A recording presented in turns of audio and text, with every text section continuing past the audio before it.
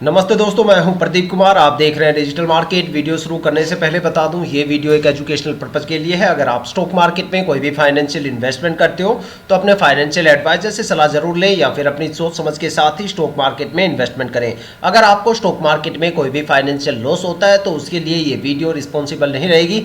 दोस्तों, हम किसी भी फ्यूचर एंड ऑप्शन से रिलेटेड वीडियो ना तो हम बनाते हैं और ना ही उससे रिलेटेड कोई भी एडवाइस हम यहाँ पे देते हैं। जो भी स्टॉक यहाँ पे आप बाय करोगे वो आप अपनी मर्जी से करोगे, अपनी सलाहकार से सलाह लेके ही करें, अपने फाइनेंशियल एडवाइजर से सलाह लेके ही करें। देखो, यहाँ पे एक जो स्टॉक के पिछले कुछ सालों के रिटर्न दिखाने वाला हूँ, साथ में स्टॉक के होल्डिंग पैटर्न के बारे में बताऊंगा, जहां पे डिसीजन आपको खुद लेना पड़ेगा। दोस्तों, आज हम बात करने वाले हैं आईटीडीसी स्टॉक के रिटर्न के बारे में। देखा जाए तो ये स्टॉक कंज्यूमर सर्विसेज सेक्टर से बिलोंग करता है। देखो, स्टॉक मार्केट में किसी भी स्टॉक में इन्वेस्टमेंट करने से पहले करीब आपको 3 बातें हमेशा ध्यान में रखनी चाहिए। सबसे पहले और इंपॉर्टेंट बात कि जिस स्टॉक में आप इन्वेस्टमेंट करने की सोच रहे हो, आखिर उस स्टॉक ने पिछले 5 सालों में अपने इन्वेस्टर्स को कितना ज्यादा रिटर्न दिया है और कितनी वहां पे हमें गिरावट देखने को मिली है। दूसरी सबसे इंपॉर्टेंट बात कि जिस स्टॉक में आप इन्वेस्टमेंट करने की सोच रहे हो, आखिर क्या वो स्टॉक शॉर्ट टर्म में ज्यादा प्रॉफिटेबल है या फिर वो स्टॉक लॉन्ग टर्म में ज्यादा प्रॉफिटेबल है। और तीसरी सबसे इंपॉर्टेंट बात कि जिस स्टॉक में आप इन्वेस्टमेंट करने की सोच रहे हो, आखिर उस स्टॉक में शॉर्ट टर्म और लॉन्ग टर्म में आखिर कितने टाइम ड्यूरेशन की होल्डिंग करने पे आखिर आपको कितना रिटर्न या फिर लॉस देखने को मिल सकता है। और यही तीनों बातें आज हम इस वीडियो में डिस्कस करने वाले हैं आईटीडीसी स्टॉक को लेके। अगर आपने स्टॉक में कोई भी इन्वेस्टमेंट कर रखा है या फिर आपने स्टॉक में कोई भी इन्वेस्टमेंट करने की सोच रखी है तो ये वीडियो आपके लिए काफी ज्यादा इंपॉर्टेंट होने वाली है, क्योंकि इस वीडियो में मैं आपको बताऊंगा आईटीडीसी स्टॉक के पिछले 5 साल के रिटर्न के बारे में, जहां पे एक पैटर्न आपको दिखाने की कोशिश करूंगा कि भाई ये स्टॉक शॉर्ट टर्म में ज्यादा प्रॉफिटेबल रहेगा या फिर ये स्टॉक लॉन्ग टर्म में ज्यादा प्रॉफिटेबल रहेगा, या फिर ऐसे कौन कौन से टाइम ड्यूरेशन हो सकते हैं जहां पे आपको एक अच्छी खासी गिरावट देखने को मिल सकती है, या फिर ऐसे कौन कौन से टाइम ड्यूरेशन निकल के सामने आने वाले हैं जहां पे आपको एक अच्छा खासा रिटर्न देखने को मिल सकता है। मैक्सिमम स्टॉक में कितनी ज्यादा गिरावट आपको देखने को मिल सकती है और मैक्सिमम कितना ज्यादा रिटर्न देने का ये स्टॉक दम रखता है। साथ में एक नजर डालेंगे स्टॉक के होल्डिंग पैटर्न के बारे में, जहां पे हम ये समझने की कोशिश करेंगे कि भाई यहाँ पे जो प्रमोटर और एफआईआई वगैरह जो है उनकी होल्डिंग कितनी है, और यहाँ पे एक डिसीजन तक पहुंचने की कोशिश करेंगे कि भाई क्या हमें स्टॉक में ट्रेड करना चाहिए या नहीं करना चाहिए। तो दोस्तों, आपके सारे सवालों के जवाब इस वीडियो में छुपे हुए हैं। वीडियो को पूरा जरूर देखिएगा। आई होप कि यहाँ से आपको काफ़ी ज़्यादा वैल्यूएबल इंफॉर्मेशन देखने को मिलने वाली है। तो दोस्तों, वीडियो शुरू करते हैं। दोस्तों, अगर बात करें आईटीडीसी स्टॉक के पिछले 5 साल के रिटर्न के बारे में, तो देखते हैं स्टॉक ने पिछले 5 सालों में अपने इन्वेस्टर्स को क्या क्या रिटर्न दिया है। अगर शॉर्ट टर्म की बात करें तो देखते हैं शॉर्ट टर्म में अलग अलग टाइम ड्यूरेशन की होल्डिंग करने पे आखिर स्टॉक ने अपने इन्वेस्टर्स को कितना रिटर्न दिया है या फिर कितनी यहां पे गिरावट देखने को मिलती है।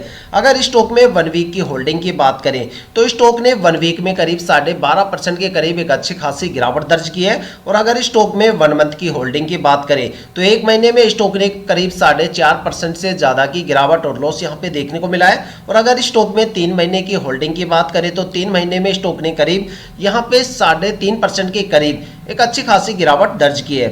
और अगर स्टॉक में 6 महीने की होल्डिंग की बात करें तो 6 महीने में स्टॉक ने करीब 23.25% के करीब अच्छी खासी गिरावट दर्ज की है। और अगर स्टॉक में 9 मंथ की होल्डिंग की बात करें तो 9 मंथ में स्टॉक ने करीब 6.25% से ज्यादा की गिरावट दर्ज की है। अब बात करने वाले हैं स्टॉक में लॉन्ग टर्म को लेके। देखते हैं लॉन्ग टर्म में अलग अलग टाइम ड्यूरेशन की होल्डिंग करने पे आखिर हमें स्टॉक से कितना रिटर्न या फिर लॉस देखने को मिलता है। अगर स्टॉक में लॉन्ग टर्म में 1 ईयर की होल्डिंग की बात करें तो 1 साल में स्टॉक ने करीब 34% के करीब एक अच्छा खासा रिटर्न दिया है। और अगर स्टॉक में 2 साल की होल्डिंग की बात करें तो 2 साल में स्टॉक ने करीब 78% के करीब एक अच्छा खासा रिटर्न दिया है। और अगर स्टॉक में 3 साल की होल्डिंग की बात करें तो स्टॉक ने 3 साल में 68% से ज्यादा का रिटर्न दिया है। और अगर स्टॉक में 4 साल की होल्डिंग की बात करें तो 4 साल में स्टॉक ने करीब 92% से ज्यादा का रिटर्न दिया है। और अगर स्टॉक में 5 साल की होल्डिंग की बात करें तो यहाँ पे करीब स्टॉक ने अपने इन्वेस्टर्स का पैसा 5 सालों में डबल से ज्यादा करके दिया है। देखा जाए तो 114% का एक अच्छा खासा रिटर्न स्टॉक ने 5 साल में दिया है। अगर एक कंक्लूजन निकाल के देखा जाए तो ये स्टॉक शॉर्ट टर्म में बिल्कुल भी प्रॉफिटेबल नहीं रहा। और अगर बात करें लॉन्ग टर्म के बारे में तो ये स्टॉक लॉन्ग टर्म में काफी ज्यादा प्रॉफिटेबल रहा है।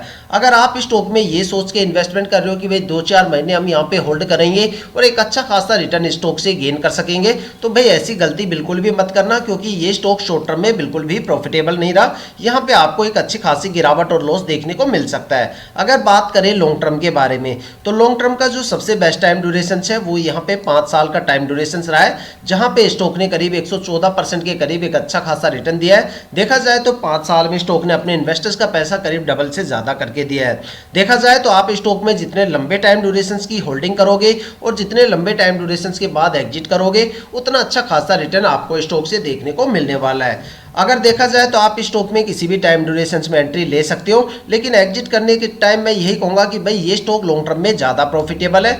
तो इस स्टॉक में आप जितने लंबे टाइम ड्यूरेशन की होल्डिंग करने के बाद एग्जिट करोगे, उतना अच्छा खासा रिटर्न आपको यहाँ पे देखने को मिल सकता है। लेकिन क्या स्टॉक के पिछले 5 साल के रिटर्न के बेस पे हम ये डिसीजन बना पाएंगे कि भाई क्या हमें स्टॉक में ट्रेड करना चाहिए या नहीं करना चाहिए। लेकिन अगर स्टॉक के होल्डिंग पैटर्न के ऊपर एक नज़र डाल ले और अगर स्टॉक के पिछले 5 साल के रिटर्न हम चेक कर लेते हैं, तो हम यहाँ पे कम से कम 60 से लेके 80% तक जो डीप फंडामेंटल एनालिसिस है वो स्टॉक के बारे में कर डालते हैं, जिससे हमें एक डिसीजन लेने में हेल्प मिलती है कि भाई क्या हमें स्टॉक में ट्रेड करना चाहिए या नहीं करना चाहिए। देखो, होल्डिंग पैटर्न दिखाने से पहले मैं यहाँ पे कुछ इन्फॉर्मेशन आपके साथ शेयर करना चाहता हूँ। देखो, किसी भी स्टॉक में अगर आप इन्वेस्टमेंट करते हो तो वहाँ पे जो प्रमोटर की होल्डिंग है वो कम से कम 50% या उससे ज़्यादा होनी चाहिए। अगर किसी भी स्टॉक में 50% से नीचे प्रमोटर की होल्डिंग चली जाती है तो इसका मतलब होता है भाई वहाँ पे प्रमोटर जल्दी से अपने होल्डिंग को रिलीज करने की कोशिश करेगा, जहाँ पे स्टॉक में आपको एक अच्छी खासी गिरावट देखने को मिल सकती है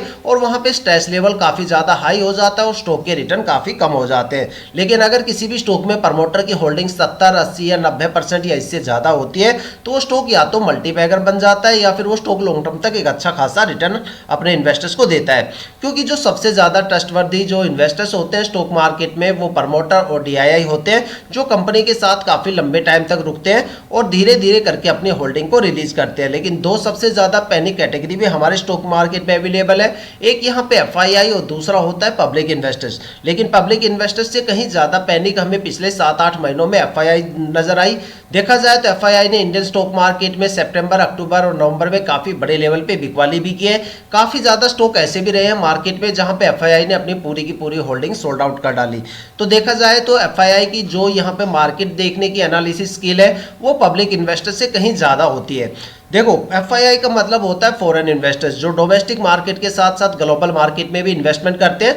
जब उनको पता चलता है कि भाई ग्लोबल मार्केट में गिरावट होने वाली है या फिर वहाँ पे गिरावट हो गई है, तो वो यहाँ पे भी सबसे पहले बिकवाली करते हुए नजर आते हैं। जिसके जब वो बिकवाली करके निकल जाते हैं उसके बाद पब्लिक इन्वेस्टर्स को समझ में आता है कि भाई स्टॉक में एक अच्छी खासी गिरावट यहाँ पे हमें देखने को मिल सकती है और तब वो सोल्ड आउट करना शुरू करते हैं।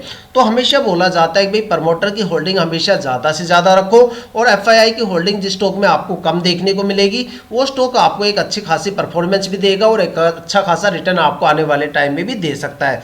तो दोस्तों, अब बात करने वाले हैं स्टॉक के होल्डिंग पैटर्न के बारे में। देखते हैं इसके होल्डिंग पैटर्न के पिटारे से आखिर क्या निकल के आता है। अगर देखा जाए स्टॉक में प्रमोटर की होल्डिंग, तो यहाँ पे प्रमोटर की होल्डिंग 87% से ज़्यादा है। तो जैसा मैंने आपको बोला कि भाई कम से कम किसी भी स्टॉक में प्रमोटर की होल्डिंग 50% से ज़्यादा होनी चाहिए। तो एक हमें पॉजिटिव पॉइंट यहाँ पे ये मिलता है कि भाई प्रमोटर की होल्डिंग यहाँ पे काफ़ी अच्छी खासी है। दूसरा, यहाँ पे अगर DII की होल्डिंग देखी जाए तो यहाँ पे 1.80% के आसपास है। तो देखा जाए तो यहाँ पे DII की होल्डिंग भी काफ़ी अच्छी है, DII की होल्डिंग पैटर्न भी काफ़ी अच्छा है। और सबसे बड़ा जो पॉजिटिव पॉइंट मुझे देखने को मिलता है वो है FII। देखा जाए तो FII की पिछले साल यहाँ पे जो होल्डिंग थी वो 0% थी, इस साल यहाँ पे 0.01% हो गई। तो देखा जाए तो FII का होल्डिंग रेशियो काफ़ी सही है, क्योंकि अगर ज़्यादा होता है तो जितना ज़्यादा रहेगा उतना ही ज़्यादा हमें स्टॉक में फ्लक्चुएशन देखने को मिलता है। और अगर यहाँ पे पब्लिक इन्वेस्टर्स की होल्डिंग की बात करें तो पिछले साल 2.81% थी, जो इस साल बढ़ के 2.95% हो गई है। तो देखा जाए तो यहाँ पे जो पैनिक इन्वेस्टर्स होते हैं उनकी जो कैटेगरीज है उनका रेशियो अगर टोटल मिला लिया जाए तो भी 3% के करीब नहीं पहुंच पाता। और जबकि यहाँ पे जो ट्रस्टेड इन्वेस्टर्स होते हैं उनकी होल्डिंग पैटर्न काफ़ी ज़्यादा है यहाँ पे। तो आप मुझे कमेंट करके बताना। देखो, मैंने आपको सारी इन्फॉर्मेशन बता दी होल्डिंग पैटर्न के बारे में और साथ में स्टॉक के पिछले 5 साल के रिटर्न बता दिए।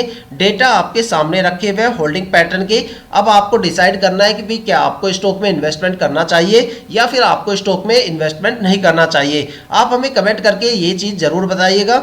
अगर तो दोस्तों, ये थी अब तक की सबसे लेटेस्ट इन्फॉर्मेशन ITDC स्टॉक के पिछले 5 साल के रिटर्न और उसके होल्डिंग पैटर्न के बारे में। अगर आपके माइंड में कोई भी ऐसा स्टॉक है जिसमें आप इन्वेस्टमेंट करने की सोच रहे हो, या फिर आपने उस स्टॉक में इन्वेस्टमेंट कर दिया और आपको स्टॉक के रिटर्न के बारे में बिल्कुल नहीं पता, तो आप हमें कमेंट करके अपने स्टॉक का नाम बताइए। हम आने वाली वीडियो में आपके स्टॉक को जरूर कवर करेंगे। अगर आप इस वीडियो पे नए हो या चैनल पे नए हो तो चैनल को सब्सक्राइब जरूर कीजिएगा, ताकि हम जितने भी डीपली एनालिसिस करके आप लोगों के लिए वीडियो लेके आते हैं उसकी नोटिफिकेशन आप तक सबसे पहले पहुंचे, ताकि आप स्टॉक मार्केट के हर पहलू से रूबरू रहें, अपने आप को अपडेट और अपग्रेड करते रहें। इसी के साथ ये वीडियो समाप्त करते हैं, मिलते हैं नेक्स्ट वीडियो के साथ।